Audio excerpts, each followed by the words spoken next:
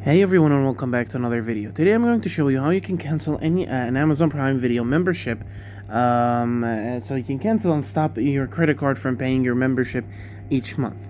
So basically Amazon Prime Video is just like Netflix, a platform where you can watch video, you can watch movies, series, all this kind of entertainment stuff. You can watch it on. So first of all, you're going to launch up Prime Video.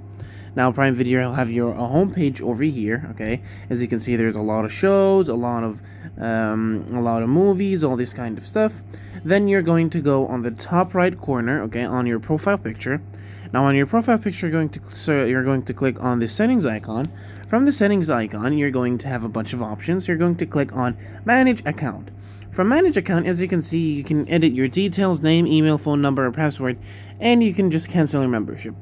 I do not have a membership, so there's no option for me to cancel the membership, but from here is where you can cancel your membership. So yes, this is how you can cancel a membership on Amazon Prime Video. Thank you so much for watching. Don't forget to like and subscribe, and I'll see you later.